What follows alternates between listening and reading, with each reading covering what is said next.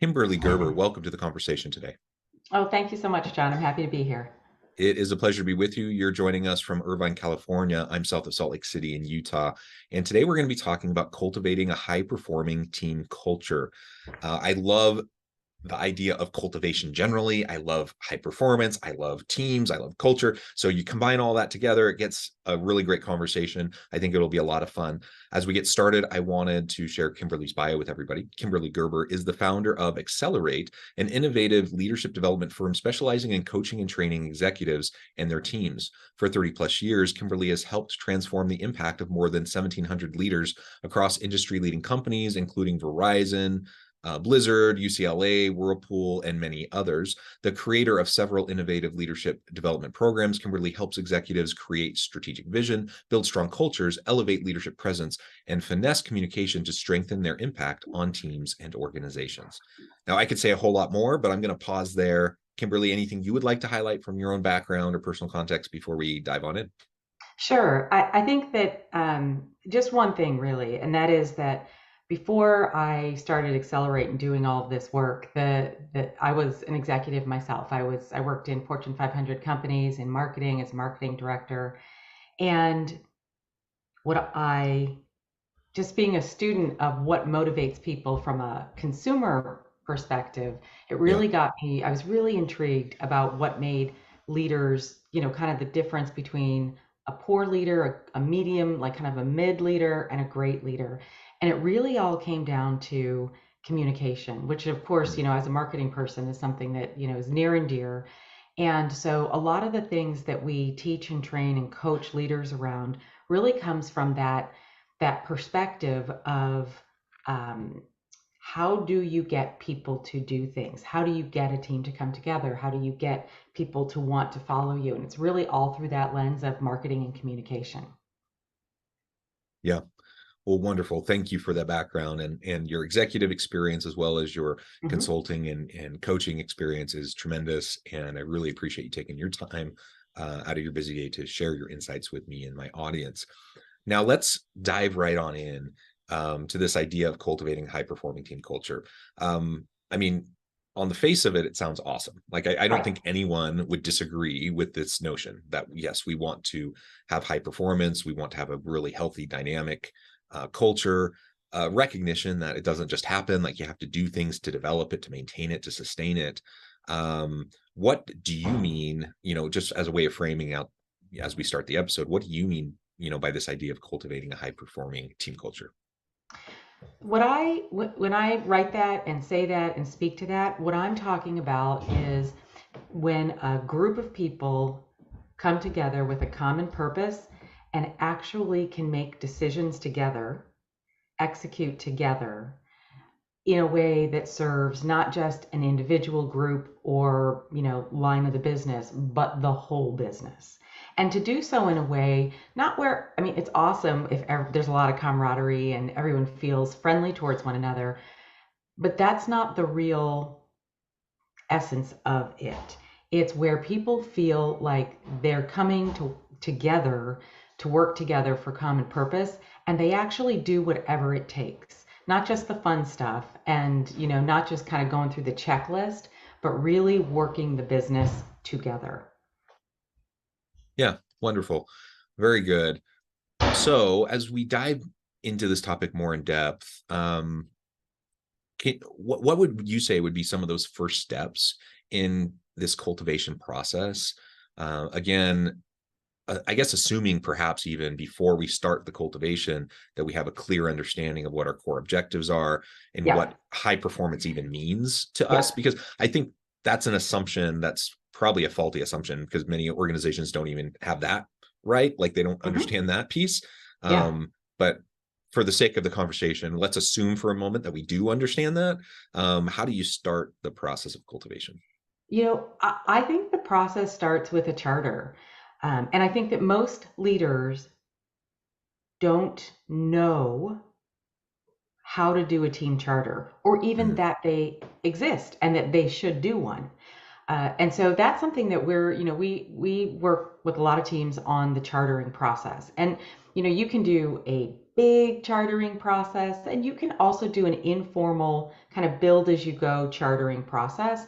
But Mm, the important part is to be intentional about it. So a team leader, whether they're an executive leading a high performing team with a lot of impact, or just a new team leader, someone who maybe has two, three, four people for the first time, taking the time to think about not just how am I going to lead the individuals on this team, but what's the remit of the team itself? What is it that we are supposed to do? What's our purpose? And then starting from there. So we have a chartering process that we use kind of just to make it easy to really mhm. make sure that as a leader, you're thinking about all the things you need to think about. You mentioned some of them already. What's the purpose of the team? Who's on the team and why are they there? What are the synergies of the team? I think a lot of times what I see when teams are kind of not functioning at an optimal, in an optimal way, is that you have a leader who may be very good at leading people, but they're leading Mm, one to one. And yeah, sure, they bring them together in a team meeting, and sure, they do some things together, but they're not actually harnessing the brain power of the team to work together to solve problems. We do a status report, everyone's individually leading their functions or their projects, but we're not working together. And I think it does take some intentionality. So the chartering process is where I always recommend people start so that the team can kind of come together, work together to figure out how they're going to what their purpose is as a group, and then how they're going to work together. So it becomes a team building, but it also lays yeah. down the foundation of how we're going to do this. Yeah, I love that. I'm a university professor in addition to the consulting work that I do. And in Hmm. my courses, I'm teaching organizational development, change management, HR, these Yeah, sorts of courses. We do lots of team-based learning, applied projects, etc. And that's exactly the first thing we do. yeah, Most students don't like working in teams. Most students have had bad experiences working on group projects, yep, and so they come with a lot of resistance. They have a lot of baggage, usually of past bad experiences. And I try to explain, like, no, you can do this well. It can be functional. It can be effective. It can be a good experience. Like, you actually can come away from this, like, being energized and excited about what you've done with your team. yeah, And the foundation of all of that, the very first thing I have these teams do is to put together a team charter. Exactly the points that you were talking about. Now, this isn't I'm sharing, what I do in a classroom setting in a sure, university space. But my point is, it applies in both places. yeah, It really applies anytime you get groups of people together to try to accomplish something. yep, And absolutely, how often are we just not even on the same starting page? Like, we're not communicating in a way that people can even hear or understand each other. So it's no wonder that teams aren't always very effective, or why they don't perform at the level they want to. You yeah, have different styles, you have different approaches, personalities, you have different experiences and backgrounds, and it doesn't hmm, just magically happen usually, that a team's just going to magically come together, be cohesive, and work well. You have to, like, yep, structure it, you have to scaffold it, and you have to put intentionality behind it so that you can make sure that you can grow together. And that's yeah. what the charter provides a foundation for. Absolutely. One of my favorite parts of doing a charter, different people call it different things, but it's the road rules process Hmm. because, and that is where, the group comes together and basically says, what are the behaviors, what's important to us individually, and what are the behaviors that we all agree to that we're going to, when we work with this team, we're going to abide. And some of the reasons people don't like to work together, and there's dysfunction on a team, is because we are all very different, and what we value, how we like to approach our work, is going to be different. And yet, if it's not on the table, if it's not stated, people don't know. And so we run the risk of um, missing expectation, or having our Hmm. own expectations not met because we haven't clarified what's really important to us. So we call it road rules, where you go through and you build a short but important list of what Yeah. commitments you're going to make. And it's such a powerful, like, aha process for the people on the team, like, oh, this is what's important. And then as you're going through your work, you refer back to that. It's like, okay, so, some things are as mundane as, we're gonna be on time. We're gonna commit to be on time for things. We're gonna commit not to cancel meetings. Just the nitty gritty things of how you do the work and how you behave can be really powerful to set that stage right up front. Yeah, I love it. And a piece of this, as you're trying to cultivate, that means, think about cultivation Hmm. in terms of a Yeah. garden, right? You're Yep. you're you're like literally planting the seeds. You're tilling the earth. You're Yep. watering. You're fertilizing. You're doing all these things, right? So that metaphor applying into the workplace or in a classroom setting where you're doing teamwork or even at home, it means it takes work. It takes proactive effort to help Yep. these things be effective. Now, taking even a step back from that, I suppose we could also talk a little bit about um, the talent within the team. So how do Hmm. you go about identifying the needs of the team in terms of skill sets, competencies, capabilities? How do you go out and find and recruit and bring in and then nurture that talent within the team? Any thoughts on how that fits into this idea of cultivating high performing team cultures? Sure. So as part of the process, I think it's important to understand who people are. And so very commonly used, personality, talent development tools, whether it's a MBTI or a Strengths Finders or a DISC, those are great exercises, not just for team building, because obviously they're great. You get to know one another, you get to kind of explore yourself and explore others, but they're also really powerful for helping a team see who's likely to be talented in some general areas and in some general ways. And I think that teams that are balanced, have represent many styles, are going to Mm-hmm. be ultimately a lot more high performing than those that might cluster a lot of people who are very similar. Mm-hmm. Initially it can be very comfortable to hang around with, and Yeah. to work with people who are very similar to us, but then we're going to be missing things. So, for example, you may have a group of people that, you've got some strategists on there, people who are naturally pushing the envelope, thinking big picture, figuring out kind of like where should we go, and how to block and tackle, how to get rid of some of the obstacles. But if you don't have planners on your team, if you don't have people who are willing to get into the details on your team, execution is going to be really hard for a group like that. So when you talk about talent, like one of the things that I always encourage leaders to do is to figure out what are the planning talents you have on your team, what are the creative and ideation talents. And then Mm. when people are working on projects, whether it's like a team project or even like an individual, make sure you're cross pollinating those people to be working together, even if it's just eyes on somebody else's work, just to make sure. And this is where to me, I think that the real synergy and power of teams comes together is when a team, any leader on a team or any person on a team is willing to say, I need this person over here to help me with my project because they're better at that than I am. Mm. There's going to be this thing missing if I don't have this other person kind of helping me with my project. And when you've got a team that's hit the high performing stage, when they come to the table and they bring people into the work that they and their groups are responsible for from across the team, or they throw things out and they say, hey, this is where we're at, we're stuck, who can help me solve this problem? Because that is risky, and it signifies that you've created a psychologically safe environment for a Mm. team to actually put themselves out there and say, hey, the people at this table might see something I missed, or they might be better at something than I am. And when you can do that, and when people all around the table are doing that with their work, you are going to get a better lens on the business. You're going to have better decisions, and people are going to ultimately enjoy their work a whole lot more. Yeah, for sure. And I literally, before talking with you, was at a conflict resolution workshop, Ah, which was super interesting.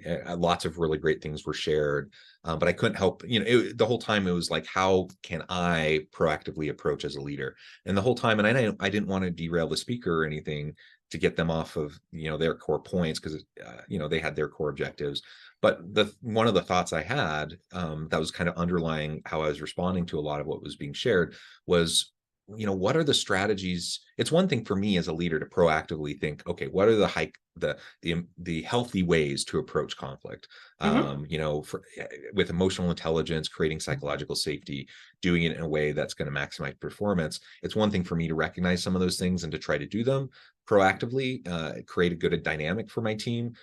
But we've all been there where we've reported to people who don't get it or don't yeah, understand it or don't have the skill sets or ability to do it.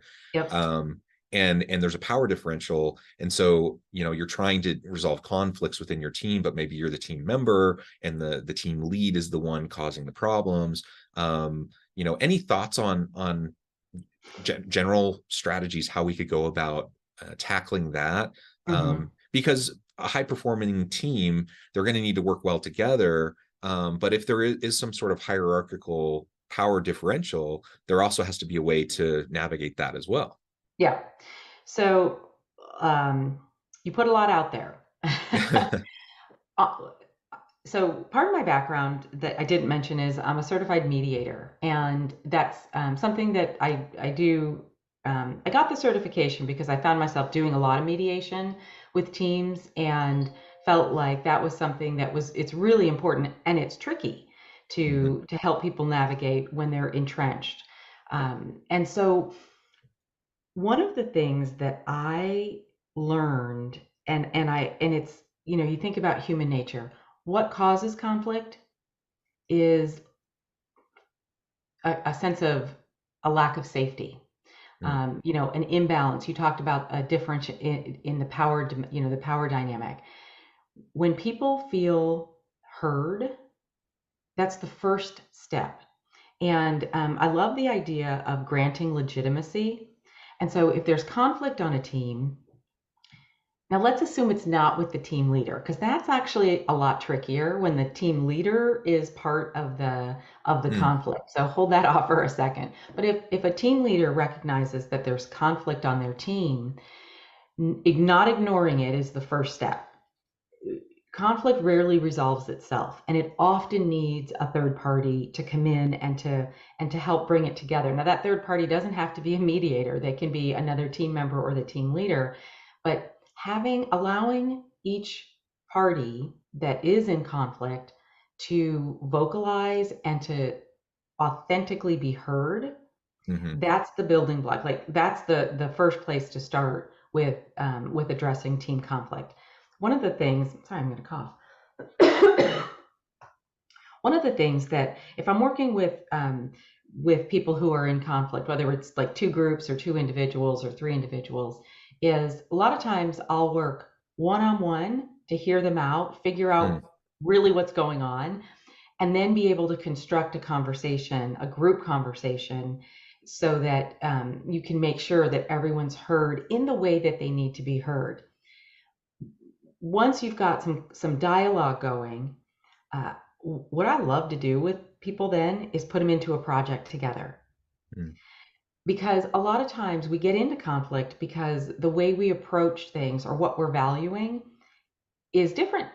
Not worse, not better or worse, just different. And so if we can acknowledge that, see the value, grant some legitimacy, and then actually see how it works, that has been proven very powerful, a very powerful way to solve conflict on teams. Yeah. Well, and I think of some of my own experiences with conflict, hmm or where there's been some professional frustrations, or, I'm annoyed or even resentful with somebody. Um, Typically, I am more likely to have those feelings if I don't have as much personal understanding or interaction with the person. And Yep. so once for whatever reason, if that um, is provided me, if I now have the opportunity to work more closely with this person, I still may have the things I'm concerned about, and I'm Yeah. still frustrated about certain things, but it also allows me to see, oh yeah, this is actually a really great person, capable in these ways. Like we can work effectively together, even if there's these other things. And just it's like proximity to difference helps you become more comfortable with difference and Yeah. helps you learn how to navigate it better.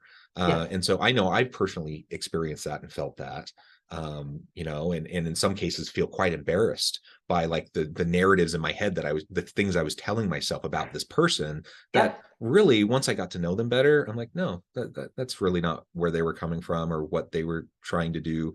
And finally, I was able to kind of have my eyes open to that. Yeah.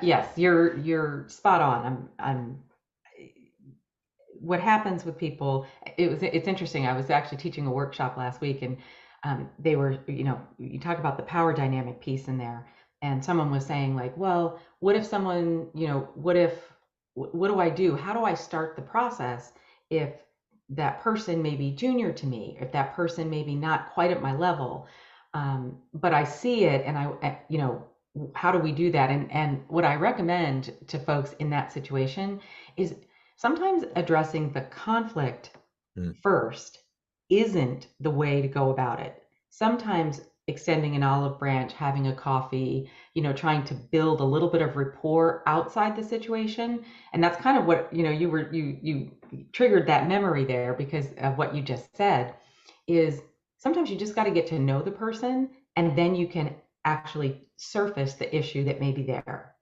And what I find oftentimes is that people are afraid to surface what they are perceiving as frustration or conflict. They're afraid because they don't feel skilled to do it. They don't know what will happen, mhm. and they're afraid to make things worse. Not doing anything will almost guarantees that it'll get worse, but figuring out how to safely surface the issue, which is sometimes as simple as, I wonder if you've been thinking about this. It seems like we're coming at this problem from different angles. Do you want to talk about it? Mm. You know, think just taking a moment to think about how could I bring this up? How could I surface this issue in a way that was neutral to this person? And we did I had, like I said, I was doing a workshop last week, and there was a lot of things kind of bubbling up around a topic, and it just seemed like the right time to have a surfacing exercise. And so we did, and there was probably about, 25 people in the room, and we said, have a fictitious conversation, practice surfacing something. And every one of the groups was like, I actually did something real. I actually had a Mm. frustration and I surfaced it. And it was actually easy. And now we've actually figured it out. And I think that I bring that up because when there is conflict on a team, a lot of times it can be resolved pretty easily, a lot more easily than people feel like it could be, simply by surfacing the issue. Yeah, and you mentioned it a few minutes ago, just doing nothing, allowing the resentments to build, the frustrations to build, passive aggressive behaviors, whatever. Like just doing nothing doesn't help. It's just going Yeah. to make things worse in the long run. So you may think that you're avoiding, something that's going to be uncomfortable or blow things up, and maybe it will, but Yeah. you're better off facing it than pretending, putting your head in the sand and pretending like it's not there. And the one last thing I just wanted to say Yeah. is just acknowledging that yes, there are people that have bad intentions, nefarious intentions. There are people that, you can't just be Pollyanna-ish and just assume everyone is Yeah. going to um, do this in good faith. But in my experience, the vast majority of people do wake up in the morning wanting to like go and be good to people and work well with people and collaborate. Most people aren't, um, you know, nefarious individuals trying to Right. exploit their team or whatever, right? So if we can just start from a place of like a little bit of Benefit of the trust, doubt. Yes. like benefit of the doubt, be a Yep. little generous with people, because I think our human brain kind of automatically tends to jump towards, negative implications, right? Of Hmm. and negative interpretations. So if we can be aware that that's kind of what tends to pop up, then Yeah. we can challenge that. Well, Kimberly, this has been a great conversation. I know at the time and I need to let you go, but before we wrap Yeah, things up for today, I wanted to give you a chance to share with the audience how they can connect with you, find out more sure. about your work, your team, and then give us the final word on the topic for today. Well, I think the final word on the topic is trust. At the start and at the beginning, building team a high performing team and really cultivating, again, watering, nurturing, tilling, pruning, all of those. Loved the agricultural metaphor there because it's perfect for what it takes to build a high performing team, and that starts with trust and intention. And so that's the final word on today's topic. And if you're interested, if, anyone who might want to reach out and chat more about this, because there really is so much more ground to cover here. Yes. Our website is the letter I, accelerate, EXCELERATE.com. That's a great place. Lots of good resources to get in touch with us, but also to download for leaders and teams, some free resources there. So encourage people to stop by and to reach out. Wonderful. Kimberly, it's been a pleasure. I encourage the audience to reach out, get connected, find out more about what Kimberly and her team can do for you. And as always, I hope everyone can stay healthy and safe, that you can find meaning and purpose at work each and every day. And I hope you all Thank you, have a John. great